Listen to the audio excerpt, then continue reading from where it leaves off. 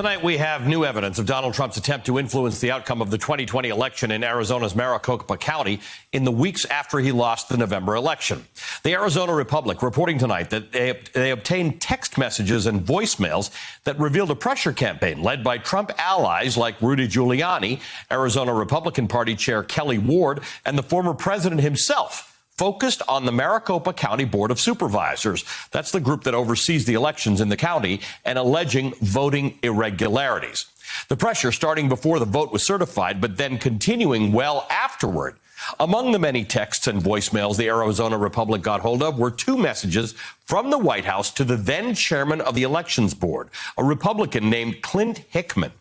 He let the first phone call go to voicemail and then deleted it and never returned the call, he says.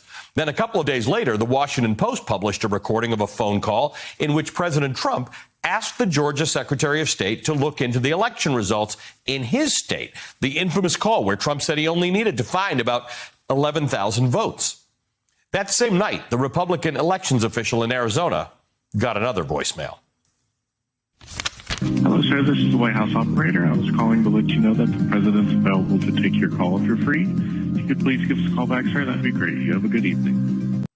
The official told the Arizona Republic that he presumed Trump would try to pressure him, too, so he never returned that call.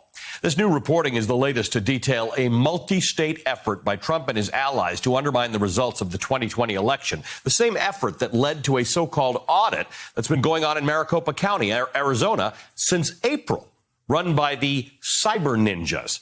And now the Republican playbook on how to overturn the 2020 election is turning a new page, this time in Pennsylvania. The Associated Press is reporting today that Republicans in the Pennsylvania State Senate might be planning their own audit of the 2020 election in their state.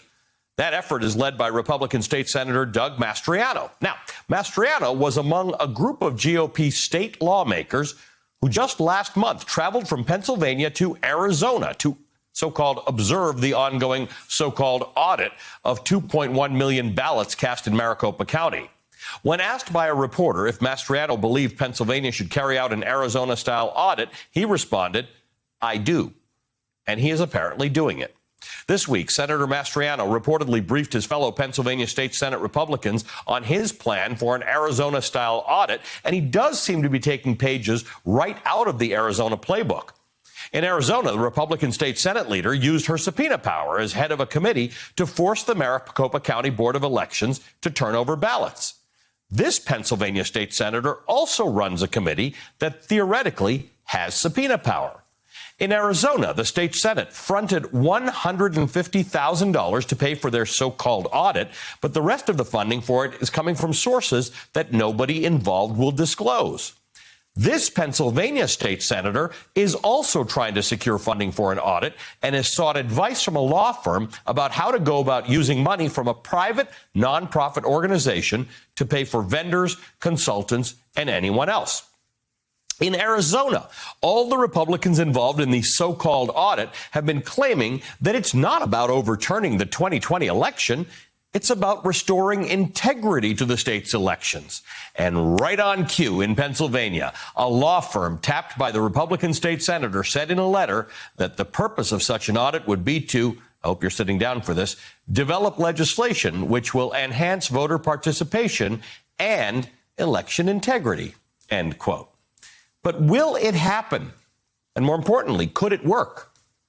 Joining us now, Malcolm Kenyatta, Democratic member of the Pennsylvania House of Representatives, serving a part of Philadelphia. He first spoke to Rachel, you'll remember, back in September about Republican attempts to make it harder to vote in Pennsylvania ahead of the 2020 election. Representative Kenyatta is also a Democratic candidate for the United States Senate in Pennsylvania. Representative Kenyatta, good to see you. Thank you for being back here. You just heard what I just said. How real is this potential for an audit, if you want to call it that, of the election in Pennsylvania? You know, everything that Doug Mastriano is saying has been thoroughly disproven, has been fully and utterly debunked. And now he wants to bring his lying loser brigade to Pennsylvania to create another clown show around an election where a twice impeached one-term president lost. Pennsylvania, we're very proud of ending the Trump presidency right here in the Keystone State.